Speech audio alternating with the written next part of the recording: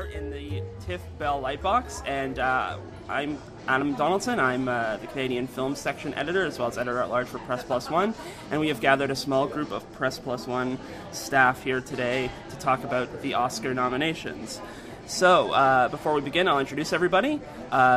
First, Toronto writer Lindsay Marshall. Say hello, Lindsay. Hello, Lindsay. Isn't she clever? PRESS+1 founder and editor-in-chief, Kindah Mardam Bey. Hello. Toronto writer Aaron Bala. How are you guys doing? And Toronto writer Sarah Rix. Hi. Even though she's a music writer mostly. She's here talking about movies. I have a film degree. There you go. She told you. You learn something new every day. Never used it before.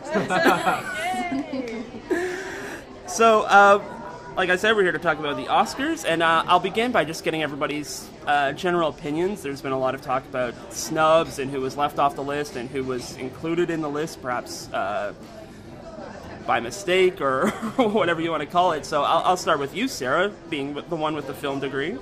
Well, I should start off by saying that I have an incredible bias. I really like George Clooney, and and I'm a bit disappointed that The Ides of March did not get more nominations. I'm disappointed about that too. I thought it was a much stronger film than The Descendants, which he was also in. Mm-hmm. So I was surprised that it only picked up one. I have to agree, not for the George Clooney thing, but I felt this year like the overall Best Pictures were like really bad choices. There were some incredible films out there, like Melancholia and Coriolanus and Shame, and it was like all of the really cool kids did not get invited to the party because they were a little bit maybe, I don't know, they were less popular, but they're the new generation that's coming up that's very, got some really solid films that were completely avoided this year. Mm-hmm. I would say on that front, Ryan Gosling, my personal hero, not nominated. And he was having a banner year, and he didn't get it. But I think the biggest oversight, in my opinion, was Tintin, because I adored Tintin, and completely shut out of Best Animated. I thought it was an animated film. Isn't that for Best Animated? No, it did not get nominated. Yeah, it won Golden Globe for Best Animated. I don't know. I think they're still trying to figure out whether motion capture counts as Best Animated. I think it does. Well, I would say so. Yeah. If it counted for the Golden Globe, it should count for an Oscar. It should. Yeah. Stay in the same category. Yeah. It should. Ryan Considering Gosling we were too, giving it to Puss in Boots. Okay, guys. Ryan Gosling was a big snub for me too. 3 big movies in 1 year, and nothing. Nothing for him. Especially since he got 2 Golden Globe nominations. Yeah, and Drive was fantastic. I don't know how many of you saw Drive, but it was like, I don't know, there was such a great stoicism about his performance. Also, on a personal front, I feel like Carey Mulligan was also completely dissed because she was also in Drive and she was in Shame and she puts in some fantastic performances this year. And, where is she? Very true, very true. There you go. Well, let's dig into the actual nominees then, and the first category we'll talk about is Best Supporting Actor, and we'll run down the nominees really quickly. They are Kenneth Branagh for My Week with Marilyn, Jonah Hill for Moneyball, Nick Nolte for Warrior, Christopher Plummer for Beginners, and Max von Sydow for Extremely Loud and Incredibly Close. And to put it in context, they've awarded both the SAG Award and the Golden Globe, and on both counts, Christopher Plummer won. So I guess the question is this his award to lose? Okay, my opinion about the Oscars is that there is a backlog of catching up to do. So when people actually submit in great work, they don't win Oscars for it. But when they're like in their 50s, 60s, 70s, 80s, then all of a sudden it's like, hey, let's give him the Oscar. For anything. Yeah, exactly. Which is kind of obsoleting that new generation. And then they've got to wait until they've proved themselves in a way. So I do believe this is Christopher Plummer's Oscar, and I'm really disappointed about it because I think Kenneth Branagh as Olivier in My Week with Marilyn was astounding. I also don't get the Jonah Hill. I agree. I wrote that down myself with a big X over it. Yeah, big question mark. that was not an Oscar-worthy performance. No. Him playing a nerd, a knavish nerd, I'm not surprised. This was the role Jonah Hill was born to play, I would say. He was playing himself. It wasn't that big of a departure for him. Was he playing himself or was he playing Michael Cera? Because that was kind of what occurred to me. Because he's quiet, he's laid back, he's kind of shy, and you know Jonah Hill. Any Jonah Hill movie is usually about him being the loud and obnoxious one, right? It's true. And then the question becomes, why was Michael Cera not nominated for Jonah Hill's performance of Moneyball? It wasn't his year. But what about Nick Nolte? That kind of came out of nowhere. Like The Warrior, that movie kind of came and went. It really kind of seems like, as Kindah was saying, an old guy is kind of slate. Jonah Hill's the youngest guy there. And although I think Kenneth Branagh is very worthy, you know, it is a very slanted to veterans, this category this year.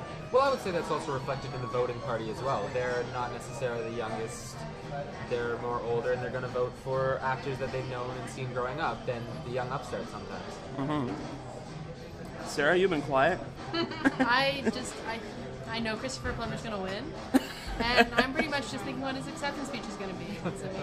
I think it's a total lock for him. Yeah. Mm-hmm. Everybody's loving him, especially in this. And isn't this his first win? It would be his first win. Yeah. Sorry.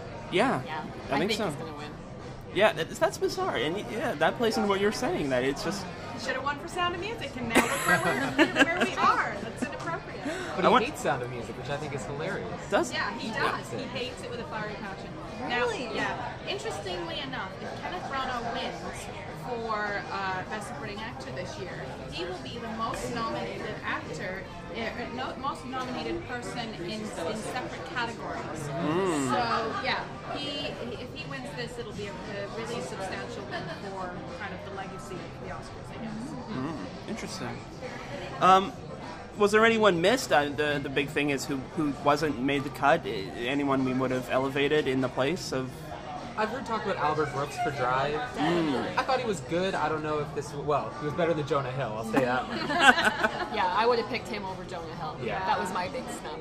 Yeah. Hope Jonah Hill's not at home listening to this and just anger at us. Oh Maybe, man. maybe. Apparently he got really angry after the ceremony, the announcement ceremony, because the hosts were like, Jonah Hill. He was like, why are they so mean to me? He's sending out many angry emails right now. I was like, yeah, I can do Oscar-worthy performances. I think Albert Brooks is a good one. I loved, as we were talking about Drive, you know, he's so good in that. You know, it's a very reserved movie. And you don't kind of realize the extent of just how bad Albert Brooks is until that last scene in the restaurant where he's like, your life is over, whatever dreams you had, forget it. And it's Albert Brooks saying this, and you do feel that sense of he's a bad guy. And typically Oscars all over this because they like it when comedians do different dramatic things and become villains or become dramatic and that kind of thing. I mean, he was Nemo's dad, so it's kind of a big departure. Fair enough. He kicked ass in Drive. He was badass. One of the things I highlighted in the piece I did about Oscar snubs was the Hugo actors, Ben Kingsley and Sacha Baron Cohen. I thought maybe should have got something, if only because I think Hugo was kind of shut out of the acting awards. Anybody have thoughts? I give it more to Ben Kingsley for maybe Best Actor. I don't know, would he count as Best Supporting? I think he's in the gray area in between. Yeah. More than Sacha Baron Cohen, who was a nice touch and played his role very well, but I'd still give Ben Kingsley over both. Agreed. I was kind of disappointed that the horse from Warhorse, Joey, was not nominated. I thought his performance was astounding, even though sometimes he was a male and sometimes he was a female. But other than that, I thought Is Joey, that true? Yeah, it's actually true. Sometimes we have hair, sometimes we have And you can tell the difference? Well, yeah. Well, Kindah could. Didn't No you one look else at the back of the horse? I mean, come on. Junk, guess- no junk. I guess my eyes didn't go there. No, because he had eyes like saucers, and that's what you're focused on. And, yeah. One of the last things I think we'll touch upon about this category is Aaron was mentioning motion capture, and one of the campaigns underway was getting Andy Serkis nomination for playing the Caesar ape in Planet of the Apes. That's right, yeah. And I don't think he was going to get it because I don't think Rise of the Planet of the Apes reached that plateau. Or Yes. yeah, Oh my god! yeah. I think he should have got one for Gollum, but yeah. 100%. I think he's elevated the art of motion capture to something that's inescapable in movies now. That as we go out, we'll see it more and more often, and he will forever be the grandfather of it. And I can recognize maybe they're not ready to give it just yet, but it's going to happen one day, and he better get an Oscar. He better get an Oscar for it. I think some people are even saying its own separate category. Actors supporting something to do with motion capture, because that's where all the movies are starting to go. Yeah. It would be interesting to see what happens, but I mean, even the Oscars are still hesitant about giving out awards for stunts, even though the stunt union has been pushing for that for a while. But we'll leave that topic there, and we'll move on to Best Supporting Actress, and I'll run down those nominees. Berenice Bejo for The Artist, Jessica Chastain for The Help, Melissa McCarthy for Bridesmaids, Janet McTeer for Albert Nobbs, and Octavia Spencer for The Help. And I think the obvious question is, what kind of clear victory Melissa McCarthy will have for Bridesmaids, although... You think so? I don't think so, but it was an interesting nomination, wasn't it? I wish. Yeah, I think we all wish she would win, but I think it's Octavia Spencer's to take again. She's won all the awards so far, just Yes, like she has. Christopher Plummer. But I think it's her due. I feel she's been a very underrated player. She's had a lot of hardships, I would say, in getting a good career going. She's always been that weird-eyed lady in every comedy TV show I've watched. She's good as the DMV lady with sass. And so I think it's nice for her to actually get a good role that she can play in. And she's certainly due for something. I think the Melissa McCarthy thing poses an interesting question. I agree it's Octavia's to win, but I think Melissa McCarthy, again, this goes into the comedy realm for like one of the rare opportunities. Here we're nominating somebody for a comedy performance, and you think of, this is a big issue because we never have had that as a category on its own. It's been something that's been lobbied for. Quite often comedians say it's easier to perform drama than it is to perform comedy. So I think on that level, I think her nomination is a success for comedians. I was extremely pleased to see Janet McTeer for Albert Nobbs. She's a British actress, again, it's similar to Octavia, who's kind of been relegated to the sidelines for many movies and put in solid performances. So I think, that was a nice nod to her. What about Jessica Chastain? I mean, there's so much going on about her right now. I don't know. I just didn't see her in any of the 6 movies she was in last year. Maybe she needs to work a little more. Yeah, it does seem like one of those categories, or one of those nominations where they had to pick something with her in, because there was so much. Yeah, but why not Carlanius? I don't know. You know what I mean? Is there any chance she'll split the Help vote? That's what I'm wondering. That's what I think. Interesting. I think more will go for Octavia. Yeah, probably. But that might be because they expect her to win, Exactly. rather than because. I love Jessica Chastain. I think she's great in everything I've seen her, but I think she'll come back. I think she'll be nominated another year and win. I don't think she's going to win this year. From one of the 6 from this year? Or? Maybe they will in retrospect. About 50 years from now. Yeah. I wanted to ask about this the curiosity of Berenice Bejo nominated for Best Supporting Actress, even though she's the lead actress in The Artist. I mean, I'm not sure in this context who the lead actress in The Artist is. I mean, is it Penelope Ann Miller who played the actor's first wife, or I don't know. It was the dog. It was ugly. Although the dog was a boy. I was surprised by that too. I loved that movie. So did I. But I don't think she's going to win, unfortunately, but I do think she would deserve it.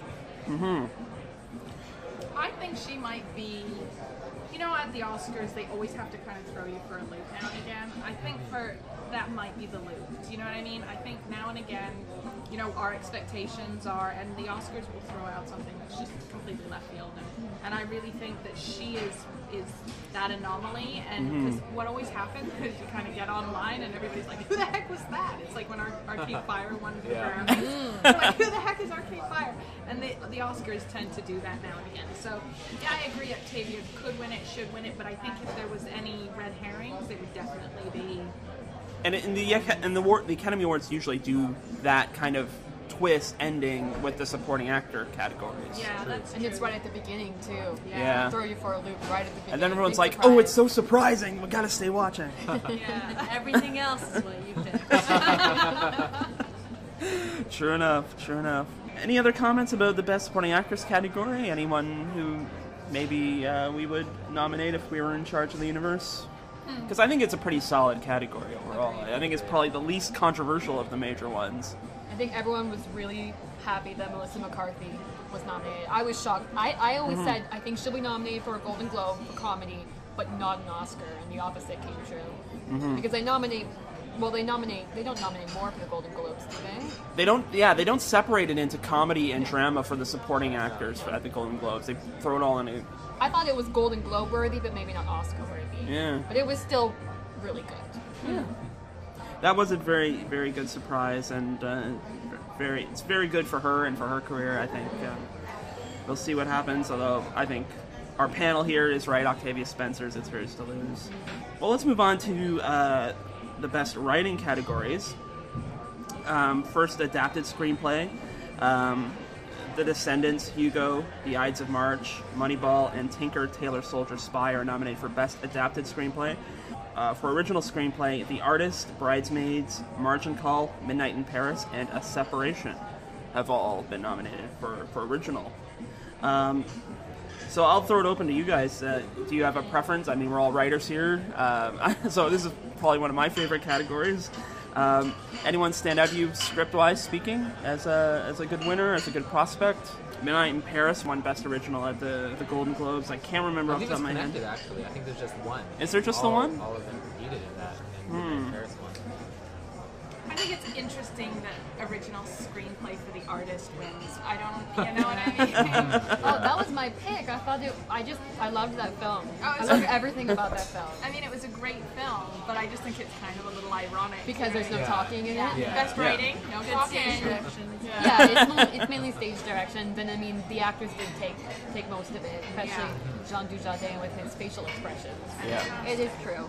But I also feel like, again, there was the big snubs for films. Like, okay, if we're talking about films that don't have a lot of words in it, Drive, again, didn't get any, you know. And then, like I said, I'll keep saying it, Melancholia, Shame. I mean, right off the bat, I can think of 3 great scenes in Shame that were so well wrote that, you know, that really kind of draw you in as an audience. So I think that they're, you know, I find, again, this category is kind of, you know, pandering to more of a public, you know, easygoing, as opposed to thinking. What would those scenes be? Well, okay, so in Shame, I know everybody's like, yeah, this is one of the sex scenes. No. That was some well-written sex. There was a conversation he has with a woman he's very interested in on a date. And, yeah, and there's a conversation that he has with his boss, who's just slept with his sister in the office, and that I found particularly compelling. And then I did say 3, didn't I? Yes. Yeah. There was a third one. But those are 2 really good Thanks, ones. Rick Perry. Aww. Leave Rick Perry alone. He's not even running anymore.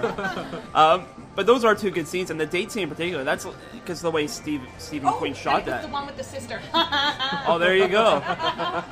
No, but the one, you know, the one with his sister. Yeah. I mean, where he's like holding her face and stuff. Yeah, after she finds what he does on his computer. Yeah. I mean, those were, to me, meticulous scenes. And Steve McQueen, again, where is he for, you know, Best Director and stuff? I mean, those were meticulously wrote scenes. Every word had so much to say about the whole story. So I don't know why you know, things like that were missed. And Melancholia, again, was so very deliberate in everything it did and everything it said. So Yeah, and the thing about Shame too is, as I was saying, that that date scene is one long, almost uncut scene too, and that requires a lot of the actors, and so you really have to have something compelling there on the page for the actors to pick up on. I will follow up on what Aaron said. Yeah, they do combine the categories for the Golden Globe, so Woody Allen won outright. And speaking of the artist, the nomination for the artist kind of reminded me of when Kenneth Branagh again was nominated for Hamlet in 1996, I think, and it was the complete unabridged play. So he was like, what did he bring to the screenplay? which is my question: where is Carlenius? Because if we're going to nominate Shakespearean productions, I mean, come on, we should be consistent about that, right? Yeah, Coriolanus overall did seem to fly under the wire, and even though it was here at TIFF, and you know, a lot of great, Michael Fassbender again, Ray Fiennes' directorial debut as well, wasn't it? It was the best I'd seen him perform, and the best I'd seen. Honestly, it's like the underdog, in my opinion. This is going to be a sorely missed. It's going to be relegated to university classrooms and high school, you know, English classes, but it really shouldn't be. I mean, it's something that should have been celebrated. That, you know, and again, his directorial debut was quite impressive. Yeah. I don't think it's, you know, best director category, but I think maybe some of it is the play he did choose to direct. I mean, not a lot of people have heard of it. Like, maybe seeking himself, being like, I should have done Romeo and Juliet. yeah, exactly. So, yeah. My big miss was Young Adult. Diablo Cody. I love that movie, but it's really only a particular sect of people will like that movie. It's really dark. Patton Oswalt fans. It's really sarcastic. I thought it was hilarious, but leaving the theater, I don't think everyone else did. I think some people were maybe offended. Some people just didn't like it, but I loved it. And she won for Juno, so it's kind of surprising that she wouldn't be nominated again. That's very surprising, period, what happened with that movie, because it was the team-up, again, of the Juno team, Diablo Cody and Jason Reitman. And it seemed to just kind of get lost in the crunch of the holiday season and all these other movies coming out. What do we think of Woody Allen maybe winning? Because there's a lot. I enjoyed Midnight in Paris a lot. So. I think for original, he's probably a lock, I would say. The Academy loves Woody Allen. They nominate him no matter how much money his movies make. Will he be there is the other question. Will he be there to accept? I think Tinker Tailor Soldier Spy will win for adapted screenplay. I hope not. Really? Ooh. Do you think? I saw it. I wasn't impressed. No. I haven't read the book, so I don't have anything to compare it with. I thought the movie fell flat. Yeah. I know some people really loved it. Yeah. I wasn't one of them.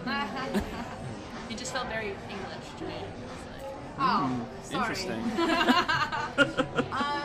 Carnage was one I felt was missed too. It's an adapted from the theater, and I felt that was really one that it's a lot of talking, it's a lot of conversation, and it's hilarious. So I felt that was a big miss. Let's go down the list a little. Hugo, what do we think of Hugo? Hugo was very ambitious.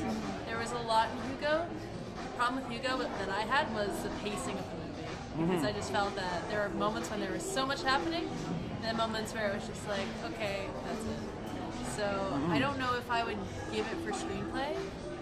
Cinematography, yes. Definitely. It was beautiful, but maybe the script not as great as some of the other ones on the list. Sarah, I'll give you a chance to put in your plug for Ides of March, because this is the one category that it was nominated in. Yes, it should get it. With that, we're done. End of discussion. And we all bow to Sarah's good judgment. Just on as long as George Clooney and Ryan Gosling go up to accept it, I'm good. I mean, George Clooney will, because he helped write it, but... Yeah.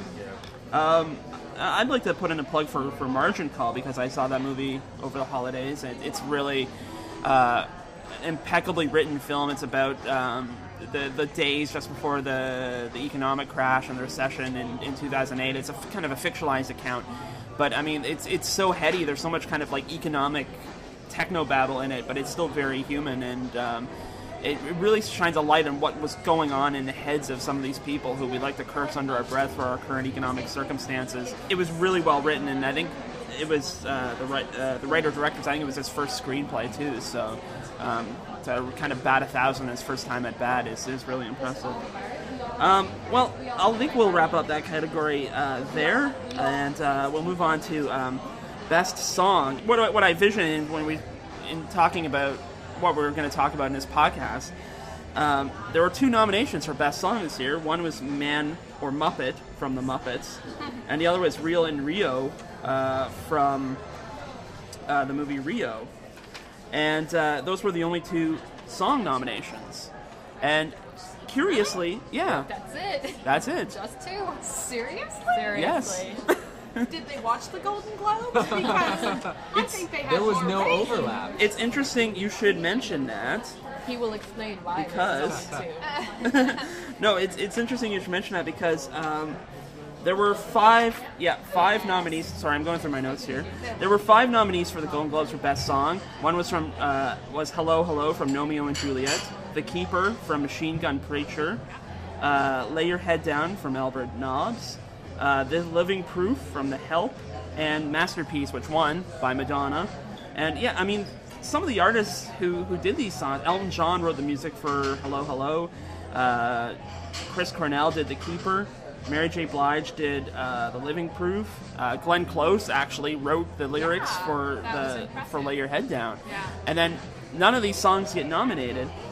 I did kind of briefly explain why in the snubs piece. It had to do with like how they mark the nominees. They go in, they watch them all, and anyone who doesn't get a collective mark above 8.25 out of 10 doesn't get nominated. So that's why we have two songs. Why was the Muppets Man And or Rio. Muppet? Yeah, exactly. That is a cute song, but Real in I'm Rio. surprised. I'm still Oscar-worthy surprised. song. I mean, Yeah. come on. I mean, is it? That's disappointing. I mean, don't we all want to see Madonna win an Oscar? No. Yes. Yes. No, we I do want to agree. see her win, No, so we no, can no. see Elton John be pissed Yeah, again. exactly. I don't want to see her Yeah. give a speech though. No, I don't that want was to see awful. her Skeletor arms. Of course you do. You want to see her for Best Song win because she holds it like she's won for Best Picture, and that's the important part. Yeah. She gives a self-indulgent speech, and Elton John glares daggers at her. Yeah, so this is why we want to, I guess. her not winning a nomination even, apparently not worth an 8.65 or whatever it was. I wanted to see Glenn Close get nominated for writing a song. Yeah, I thought that was amazing that she wrote the lyrics for that song from her film. definitely. Yeah, I agree. That's a lot of range. Plus, who's the guy who did the Preacher? Chris Cornell Oh, did it. you- I Chris didn't- Cornell. I know. I love Chris Cornell. Yeah, and aside from that, he looks so hot on the Golden Globes red carpet. I don't know if anybody else noticed that. There's like, Well, who I is that noticed. dude? One of the things I'm curious about is, considering there are 2 nominees, and there have been a small number of nominees in the past, but do you think it kind of requires a rethink about how they administer this and the rules of it? Because one of the things I think would be a great Best Song nominee was the cover of Immigrant Song from The Girl with the Dragon Tattoo, because when you see that right at the beginning of that movie, you get right into it, even though the first hour of the film is kind of slow. But that energy from that song and that opening just drives you right into it. That opening was amazing. Trent Reznor and Atticus Ross, and Who Karen won O. last year?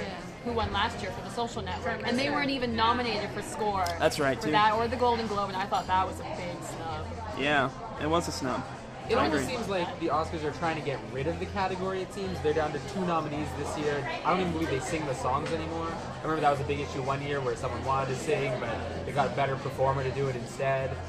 It seems like they're trying to get rid of it, almost to say, we're film people. What do we know about music? That's a good point, and they do seem to try different things all the time with it. They did have one year where one person kind of sang all the songs, and they tried to do it all in one go, all the performance, rather than spacing it out through the show. Are they trying to get rid of it? Because I would even say, before that you would see 3 movies nominated, 2 songs, and like 3 songs from one movie. And it was almost always animated too. That's true. And that's the important question. Why is Randy Newman not nominated? Because he always is, and he always wins. So I don't know if he didn't do a movie this year. I can't imagine why. But yeah, that's the big question. But you know, if taking away the songs from movies means more time with Billy Crystal, then I'm totally game for that. Sounds good. I do hope that Man or Muppet wins so that I can see Brett McKenzie from Flight of the Conchords accept the award. Because that would make my day. I love Flight of the Conchords. Well, there is like a 50% chance. Exactly. He has very good odds. Best odds of the night. Usually Best Makeup has the best odds, but this year it's... well, let's move on to Best Actress. And it's a very competitive category. Glenn Close for Albert Nobbs. Viola Davis for The Help. Rooney Mara for The Girl with the Dragon Tattoo. Meryl Streep in The Iron Lady, and Michelle Williams in My Week with Marilyn. And correct me if I'm wrong, is this not a one-woman or a two-woman race between Meryl Streep and Michelle Williams? 100%. Oh, see, I'd say Viola Davis has. Really? See, sorry, I thought that's who you said. Oh, okay. I say it's to go between Meryl Streep and Viola Davis. It's one Really? of those Well, see, I two. put Michelle Williams in there as like maybe a third. Yes, potentially. she's my third potential, but I think it's those two. I think it's split down the middle for those Oh, two. you're so wrong. I'm sorry, but you're all Who's so your pick? wrong. I don't even have to have a pick. Meryl Streep is Well, going to yes. win because Meryl Streep always wins, and then she goes out like, No. I had no idea. That's so sweet. Meryl Streep gets nominated. She hasn't won for about 20 years. Or longer. That's not true. That is Sure, her last one was Sophie's Choice in Yes. '83. Yeah. Yep. Does she win Best Supporting Actress? I see her No. up there all the time. She's always She's nominated. always nominated. But she hasn't Yeah. won She's got since about Sophie's 18 Choice. nominations. Yeah. Okay, that is really interesting to me. That's why I think she's gonna win. Because She hasn't won in so there's the long. backlog again. I saw the Iron Lady.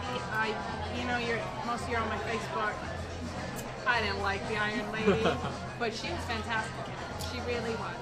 But I think she'll win it because, yeah, I do. I think she'll win it, and I think it's sad because I think Glenn Close deserves it. I think she is actually kind of, and not a lot of people have seen Albert Nobbs because it's not in theaters till I think tomorrow or something. So Yeah. But I think and it's a very limited release. But I think what she's done as a performance has been pretty dramatic.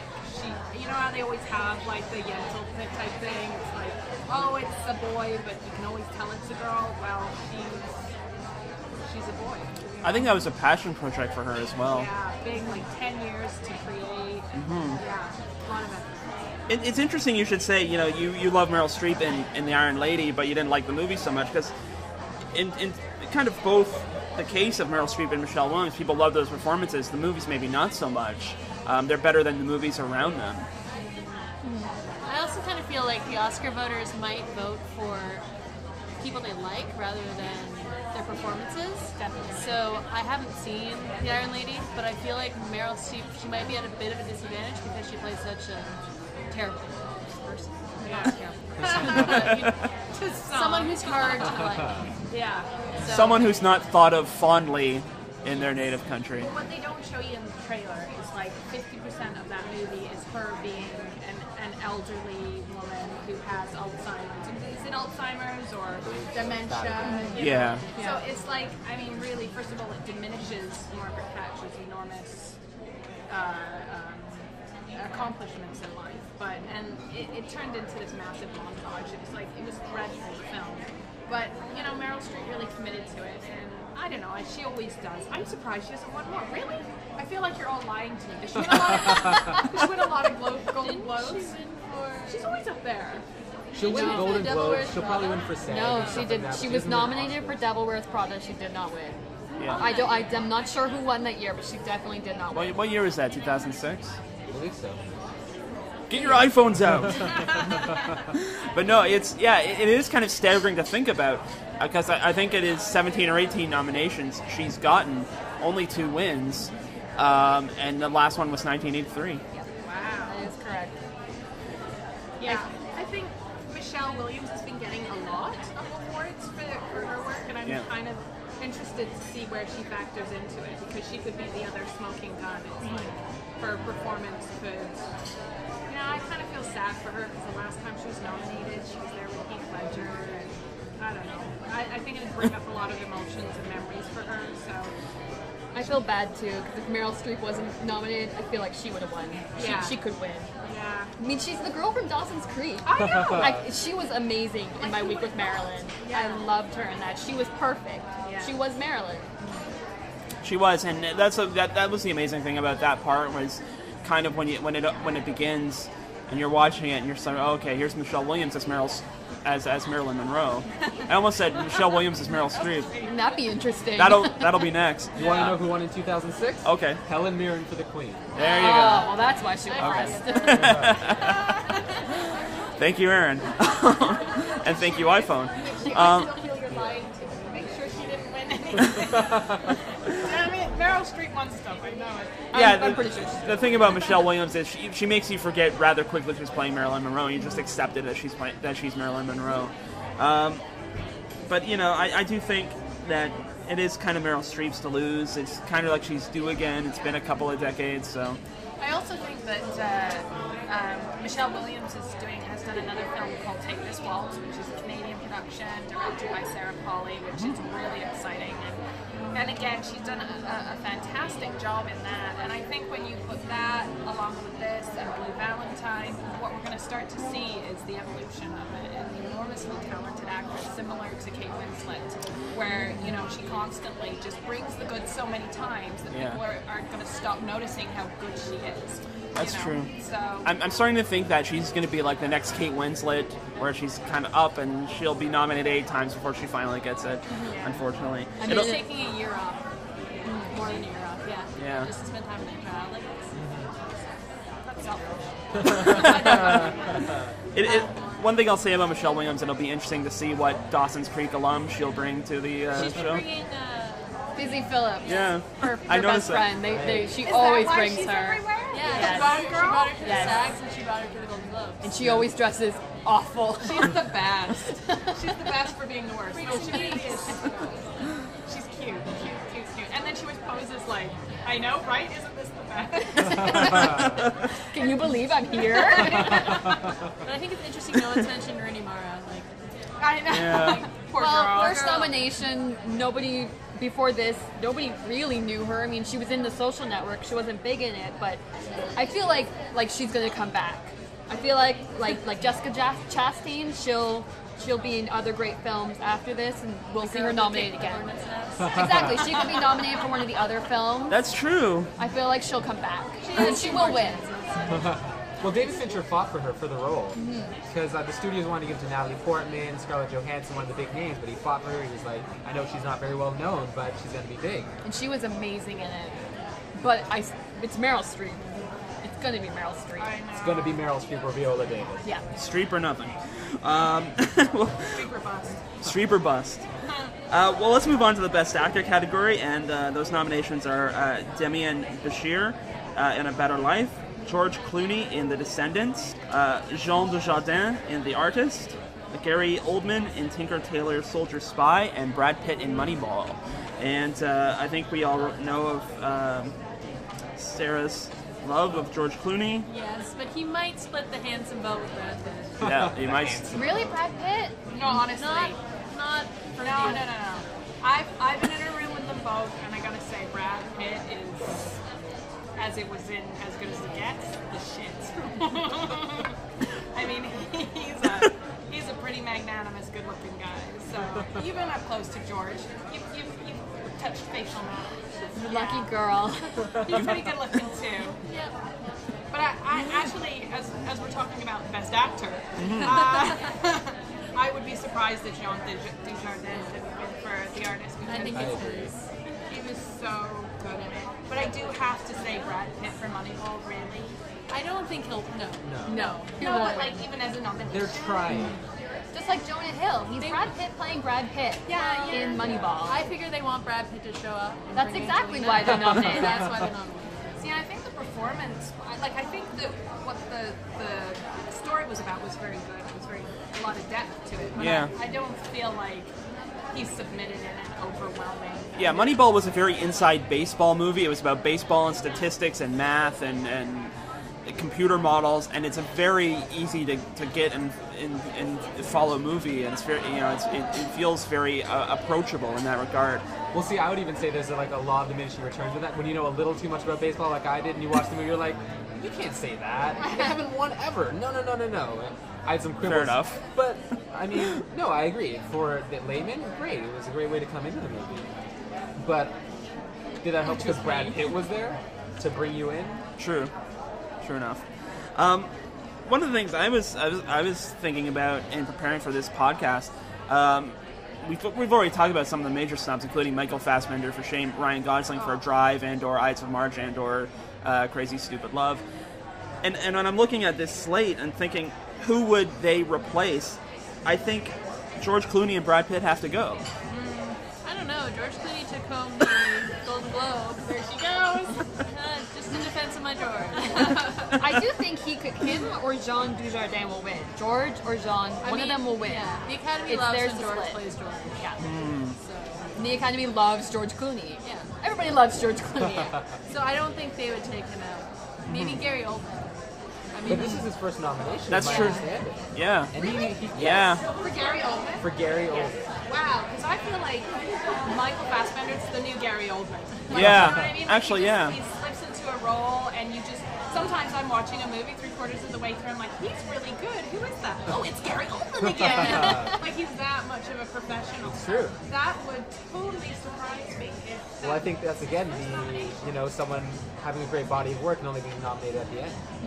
That's why I think he was nominated over Fassbender. Fassbender was amazing, but Gary Oldman is just another one being recognized for the body of their work. Yeah, I think Michael Fassbender should win. That's my George Clooney obsession. Even though he's not nominated. He'll be the write-in nomination. The surprise win. My write-in nomination. I want Michael Fassbender to win.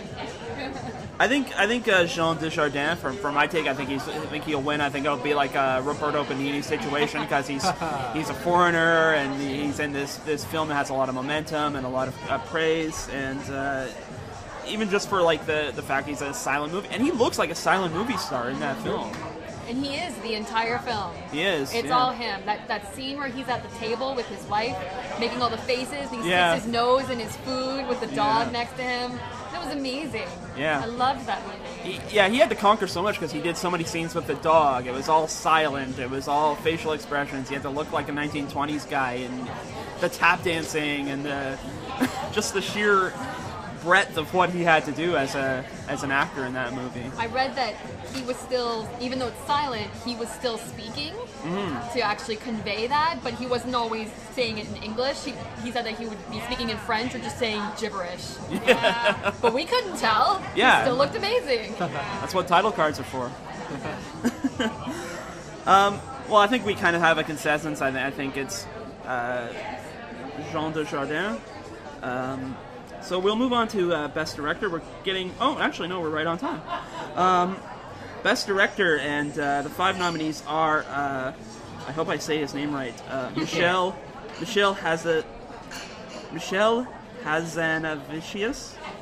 Hazanavicius. Because one of us knows. Close. Yes, you are correct, Adam. But without the accent. I think it's Michel Hazanavicius. I read an Hazanavicius. article with the pronunciation, and that's what they said. Michel Hazanavicius. Very I love how good. you let him struggle. It was funnier that way. For the artist, Alexander Payne for The Descendants, Martin Scorsese for Hugo, Woody Allen for Midnight in Paris, and Terrence Malick for The Tree of Life. And just for the people listening, the artist has won both the Directors Guild Award and the Golden Globe for Best Director. No. Martin Scorsese won. That's right, he did. Okay, what I'm thinking of... you're right. What I'm thinking of is that the person who wins the DGA award usually goes on to win the Oscar. There's only been 6 exceptions throughout the history of the DGA award that person hasn't gone on to win the Oscar.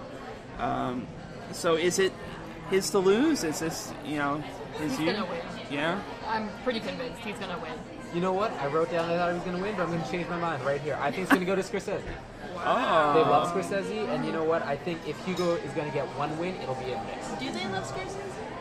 He's only won Backlog once. again. Yeah. Well, it's another he backlog. won for The Departed, and people didn't think that was his best, but they thought that was his No, body but of while work winning. Goodfellas was being made, somebody else was winning that year who was a backlog. So this is where the problem is. It's true, isn't it? It is true. Didn't Kevin Costner win the year?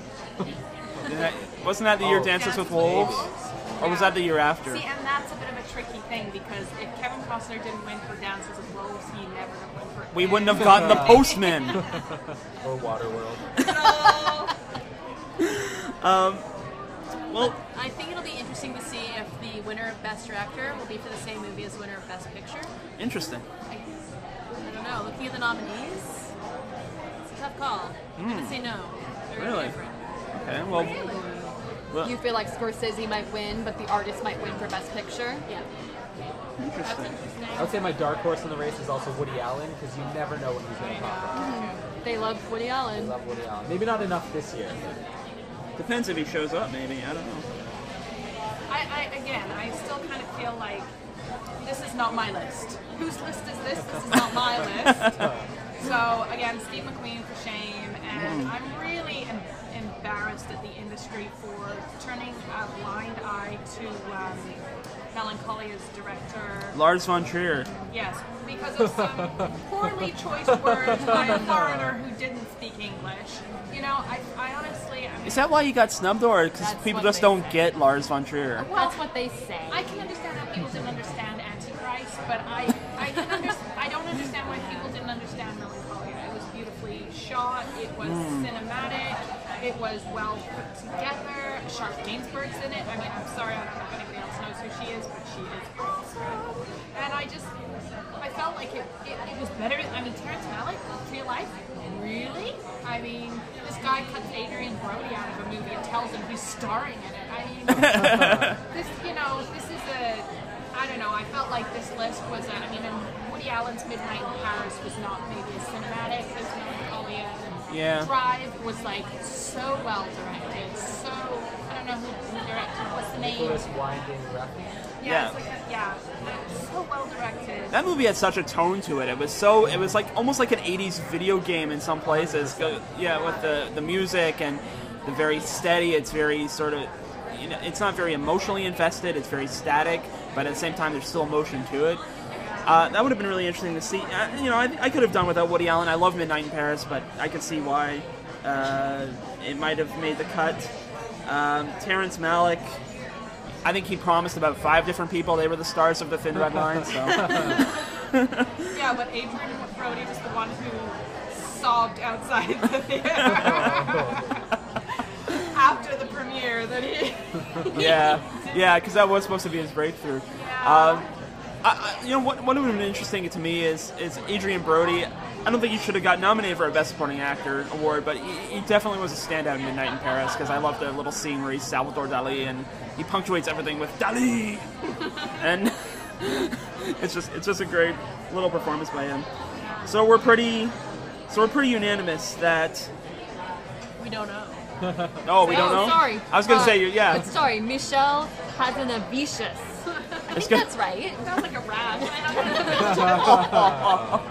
Well, I feel like when he wins, because he's gonna win, I feel like even Except when the Martin Scorsese wins. I feel like when Hazanavicius wins, whatever celebrity is up there announcing his name will also pause and go, wait a second. Well, see, that's how we'll know he wins. From the 1-minute pause beforehand after opening the envelope before the name is read. Or maybe they'll tell the star, this is how you pronounce it before they go out on stage. I wonder if they spell it out phonetically on the Maybe they winner's do. card. Yeah. Let's hope. And they get Interesting. Yeah, and he gets you get to keep the envelope, and you read like, oh, I see what happened. So, all right, we do have a divided panel on the question of Best Director, but that's okay. We really didn't talk about The Descendants. No. I feel like The Descendants First by could category. win. Best director. The Descendants. I feel like The Descendants could win, if not the artist. I mean, they do really like Alexander Payne. That's true. They really, really like it. So They all really like that film, too. That film's getting lots of love. I think that could be the dark horse. Well, let's leave it at there. And before we go on to Best Picture, I thought we'd just take a moment to maybe highlight other categories. But before we do that, I just wanted to highlight or just send a shout out, if you will, to the Canadian nominees. So that includes Monsieur Lazare, which was a Canadian contribution to Best Foreign Language. Also In Darkness, which is up for Best Foreign Language Film, a Canadian co-production along with Germany and Poland, I think. Thank you for noting that. I appreciate that. Christopher Plummer. I did my research before, you see. Good job. Also for the Best Animated Short, Dimanche and Wildlife are both up for that category. And then last but not least, Howard Shore, who's up for the score of Hugo. So that might be a winner for Hugo. I think that would be his second Oscar, because I think he got one for Return of the King. Although I'm sorry, I think the artist is going to win original score. I mean, the whole movie is an original score. It's just Well, if it doesn't win music. for best original screenplay, it's definitely. Wouldn't that be funny if it lost for score and won for screenplay? Is Drive nominated for score? I'm making a note of that. Interesting. Let me. I have it here somewhere because I just read it. Yeah. Okay. The first score, it's Tintin, The Artist, Hugo, Tinker Tailor Soldier Spy, and Warhorse. There's So your no. Tintin win right there. That is the one Tintin nomination, actually. But so yeah, no, it didn't get a nomination. I wish it had. I mean, that's a really interesting score. That It really is. fits the movie. Yeah. I wanted to actually mention too the Best Animated Film category because, as you were saying, Tintin wasn't nominated. It seems like a bit of an oversight, but at the same time, No Pixar. Is that what you were going to go for? no, I was actually going to mention A Cat in Paris and Chico and Rita, which were the two other foreign-made animated features that made the cut. Pixar didn't. I think it was more or less accepted that Pixar wouldn't. Cars 2 is not their finest. But yeah, Tintin didn't get in it. But these two other films that I don't think the layman, as you were saying, hadn't heard of, did make the cut. Yeah, it's true. I mean, it is that question of, do you want to go for the films that have the widespread recognition that everyone knows of, or do you go for the smaller films that you feel are better? At the same time, can a big widespread film be good? Can it be Oscar worthy? Or does it, as it seems to have been the last decade, I would argue, gone to the smaller films all the time? That's Except the for The Lord of question the for Rings. Kung Fu category. It is interesting too that the three films from North America for Best Animated Film are computer, and then the other two are cell animated as well. It's it seems to be an art form that other studios abroad are picking up. It's not so much as the computer animated. I thought Rango was outrageous because isn't that like Johnny Depp playing Hunter S. Thompson as a lizard? Basically. Same with Puss in Boots. That was a weird nomination. You're just finding anything that wasn't Cars 2. Basically, just anything I animated. mean, Romeo and Juliet, right? Yeah. Well, Elton's gonna feel that. Ooh, he's gonna feel that from Chico and what?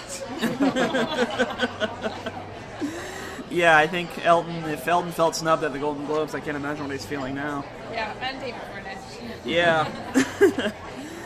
Well, that brings us to Best Picture then. And to go over the nominees, they are The Artist, The Descendants, Extremely Loud and Incredibly Close, The Help, Hugo, Midnight in Paris, Moneyball, Tree of Life, and Warhorse. And I saw it at the corner of my eye as I was reading. There were expressions as I read Extremely Loud and Incredibly Close. So. Oh my gosh, that movie was not good. I think the funniest tweet I read about that was, now I have to see Extremely Loud and Incredibly Close. Damn it. Thanks a lot, Yeah. the Academy. I feel like nominating that movie was just a ploy to get Tom Hanks and Sandra Bullock to show up, just like how they nominated The Tourist last year at the Golden Globes, and that movie was awful. Horrible. I did not. The book, Extremely Loud So and it was a Incredibly pity Close. vote? Is Yes, that it what was. it was? Pity vote. The book was excellent. I loved it. But the movie, by the end, honestly, by the end, I was thinking, is this over yet? Wow. It was so overdone. Okay, so Are there only 9 nominees for Best Picture? Yeah. that's another weird thing is that they can have up to 10. Yeah. They can have up to 10. Somebody's math is way off this year.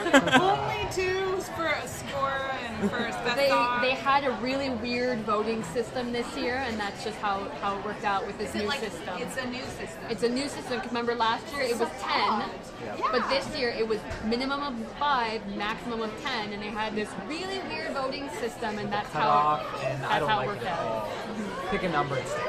Yeah. A film had to be something about a film had to be your first choice to be nominated. So even if the film was popular and it was second or third, it might not have been nominated because not enough people picked it as their number one choice. Like Bridesmaids. Yeah. A lot of people might have first picked that. choice was extremely loud and Thank incredibly you. loud. Exactly. We have a conversation with these people. I think that it's picked an Moneyball. awkward film because it's about 9/11. So it's people think that it's just very sentimental. It's about 9/11, so it's emotions about that. And I And mean, a kid, you throw a kid in there. and that event's not very far removed. So I think it has something to do with that, and also everybody loves Tom Hanks. We know that. Yeah. Tom Hanks voting for it, and all of his friends. I think that's the key. Is Tom Hanks dies in 9/11. Spoiler alert. It's in the trailer.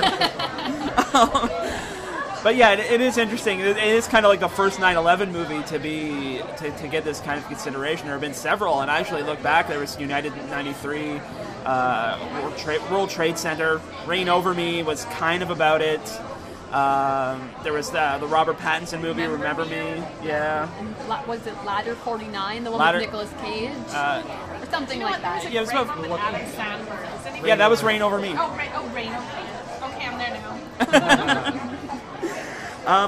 So we were talking as we were doing Best Director about if there might be some kind of split, The Artist and Hugo. But is there anything else in here that might suddenly pique our interest in terms of might be an upset? Or maybe The Descendants. Okay. It won the Golden Globe for Best Comedy. No, for best Or drama. For best for drama. Best Drama. Okay, thank you. Sorry, The Artist won for I Best must have all Comedy. wrong. Did not get that film at all. You know what won the Golden Globe, that's what counts. It was close enough. Again, I'm going to say it. This is my gripe. Why no Shane? Why no Drive? Why no Melancholia? And that sounds really funny in a sentence.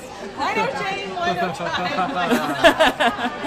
Well, let me throw out one of the snubs people are talking about is Harry Potter and the Deathly Hallows Part 2. I thought it was the best film of the entire saga, but I also feel like it was made for the fans. I mean, it starts right in the action. If you didn't see part one, you weren't going to know what's going on. So, I don't know, as a film unto itself, maybe not Best Picture. As the entire saga, it was the best. On the other hand, I mean, it was more critically lauded than a lot of these movies. Yeah, like The Help, actually I think maybe all these movies, with the exception of The Artist, maybe it got more awards. And when they did increase the number past 5 for Best Pictures, they were saying, like, this is the reason why to nominate these kinds of films, like The Dark Knight, which wasn't nominated for Best Picture, but a lot of people thought it should have, and for whatever reason didn't make the cut when it was just 5. Well, I think it's to do with why also Bridesmaids wasn't nominated. People loved it, but it wasn't maybe their number one choice.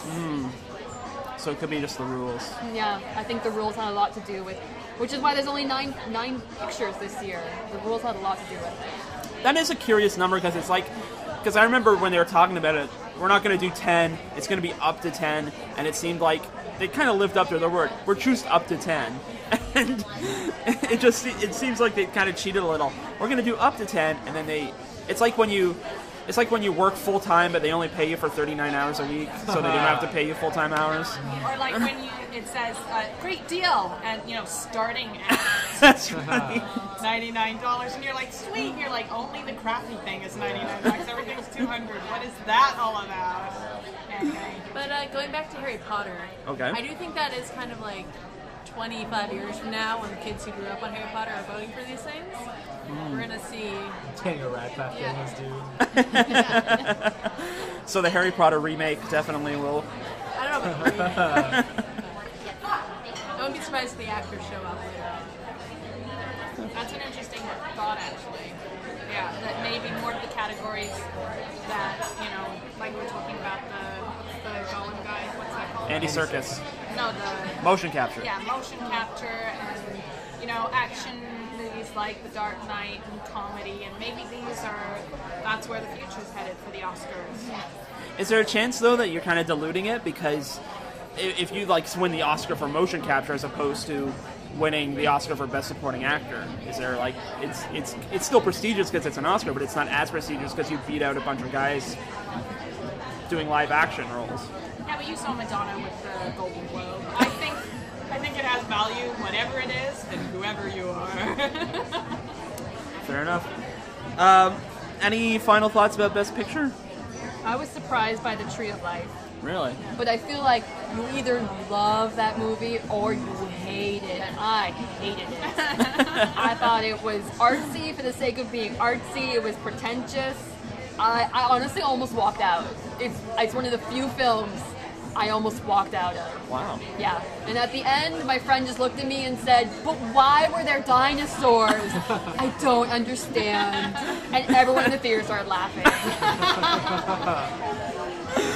But I guess that some people loved it enough. They loved it enough to nominate it for #1, so that's why it was nominated. Well, I think that'll be the last word for Best Picture. And to sort of wrap up our podcast, maybe some final thoughts, maybe about Billy Crystal. What do we expect from Billy Crystal? Wait, I'm not done yet. Oh, okay. I don't think we said who we think's going to win for Best Picture as well. All right. That is our official, on the record. I didn't mean to cut people off. I'm sorry. I think we all know my pick. It's The Artist. Okay. I say it's winning. I would go with The Artist, but I'll throw in The Descendants. It could take it. Very, very slim. I'm going with The Artist. It's got the Golden Globe for comedy. It's sort of nominated, or sort of won for the PGA and the DGA. I think it's going to win. So, because none of mine were nominated, I think I did love The Artist. It's probably, I would cry shame if it hadn't been nominated. So, yeah, I think that's going to win. What do you think, Adam? I think The Artist, but I wouldn't be surprised if there was a Hugo upset either. If it's locked out of kind of the directing category, it might get awarded for this instead. It is the most nominated of the films this year. It's one more than The Artist. I think it's 11 versus The Artist 10. So I did read something though saying that something like 60% of the best pictures were rated R, and something like 1 to 4% were rated PG and G. So usually a best picture is something that's rated like PG-13 or R. It's very rare for a movie like Hugo, a kid's film, to win for best That's picture. why I think Scorsese probably has a better chance of winning director. Yeah. And then The Artist wins. Hugo's not rated R though. No, it's not. I'm saying that it's rated. It's a kids film. Okay. And kids film rarely win Right. Okay. I best got picture. But as a man who saw Hugo in theaters, there were very few children. There were like It's 2. true. And they were up Yeah. past their bedtime, I would also add. I enjoyed that film much more than I thought I would. Yeah, I don't understand how kids. It's one of those kids films that's only for kids, in that you can take your kids to it. It's not really a film for kids, I don't think. Like Shrek. Yeah. It's supposed to be for kids, but the adults are the ones who love it. Yeah, that's true. Shrek's really inappropriate. But before we talk about Billy Crystal, I would Okay. like to say a nomination that I was very pleased about. By all means. Which was Keira Knightley for A Dangerous Method.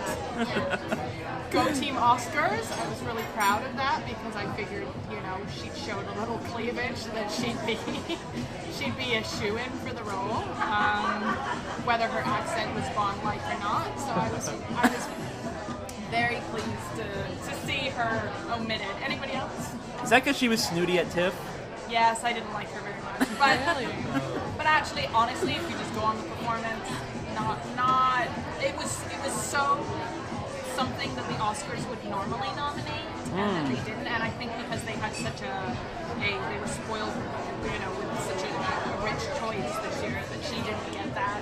But I think it was normally something that she would have been nominated for. So I was very glad to see her. She was up for that. Great.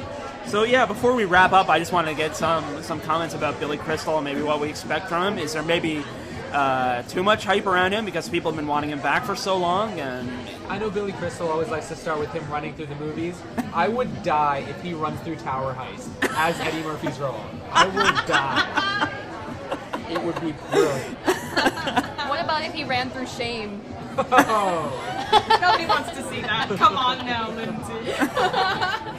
I'm just so glad it's Billy Crystal and not Eddie Murphy. Yeah. He's going to do so much better than I think Eddie Murphy would have.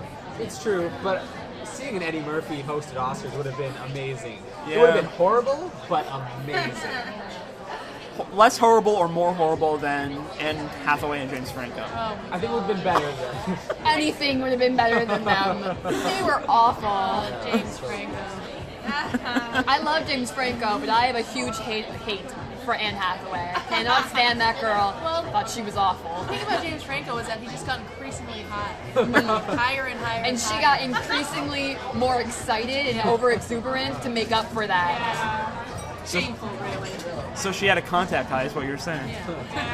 She was trying to make up for the fact that he was just so relaxed because he was high. Overcompensating. I'm a huge Billy Crystal fan. Like, I grew up on the Billy Crystal, and I think there's like 2 generations out there. There's like the Bob Hope ones that were like, you know, like old school from the Oscars, and then now there's this Billy Crystal generation. And literally, when they announced it, it was like the best news I'd heard. And then they announced that Ricky Gervais was doing the Golden Globes, and I was like, that is also the best news I've heard this year. So I don't know about the nominees. Obviously, clearly, my perspective is that they, you know, got it hugely wrong. But I think as far as not to be issue-y, but what I do love is that, you know, the choices that they picked for hosts this year at the Oscars and the Golden Globes have been just remarkable. So, and I know Billy Crystal will be, because he's like vaudeville. He's like the showman. It's very true. I mean, Billy Crystal. See, I thought it was a little funny, just in the sense that last year they tried the Anne Hathaway, James Franco experiment. This year was potentially Eddie Murphy, and I thought it was almost they're still trying to pull the young people in. I mean, yeah, we don't like Eddie Murphy that much, but you know, he's still kind of cool. But then, as soon as that didn't pan out, they went straight back to the old guard. They went back to Billy Crystal, and he's great at it. He's awesome at being an Oscar host. But I think Oscars are still going to have less ratings than they have the year before, and they're still going to contend with this issue of why aren't people watching their shows?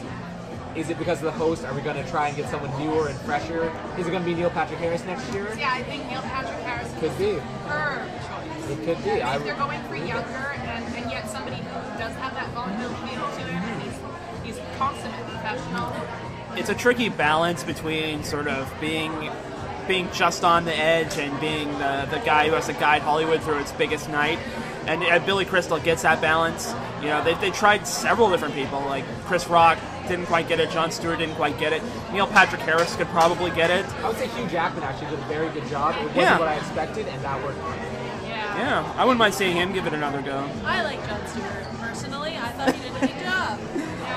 But did he dance with Beyonce? He was in bed with George Clooney.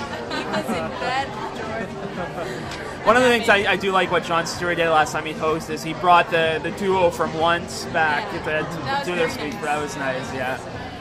Because I love that movie. So, Lindsay, Yes. you have any more Billy Crystal comments? Are we saying his name correct?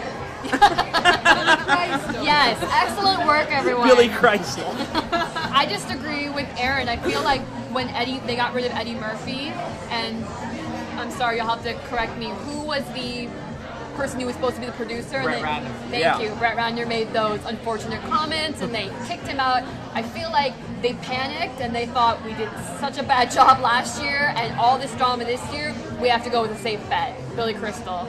And I just hope that Billy Crystal is funnier than Ricky Gervais was at the Golden Globe. I was gonna say, like, I think Ricky Gervais set the bar really, really low. Yeah. So as long as Billy Crystal doesn't make any Justin Bieber jokes, we're good.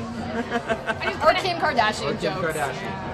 I just, the thing for me is that Billy Crystal now I think he sleeps on dollar bills. Like, you know, how much is he getting paid for this? I mean, really, he can sign his own check. Yeah. Because the begging would have been enormous for the Oscars. Because of the screw-ups and stuff, impending explosion. They were like, it's either you or Russell Brand. Can you please do it? I think he's a classy guy. I think he's going to do a good job. It might not be as shocking as it would be if it was Eddie Murphy, but I don't need my Oscars to be shocking, and I'm of the young audience, and I'm still going to be watching if they're not shocking.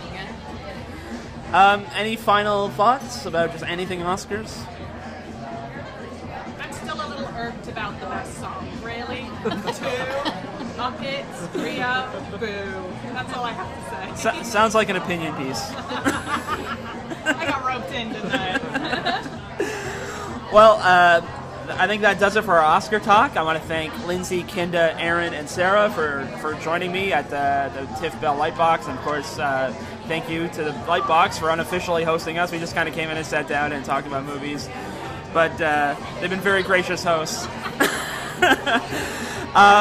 Just blow the case wide open. They haven't kicked us out yet. Oh, there you go. We're back here next year. And of course, stay tuned to PRESS+1 for all your Oscar coverage and anything that's going on in the world of entertainment. That's PRESS+1.com. And hopefully we'll be back in the near future with more podcasts discussing more movie and music and other stuff going on in entertainment issues. So thanks for listening, and we'll see you next time.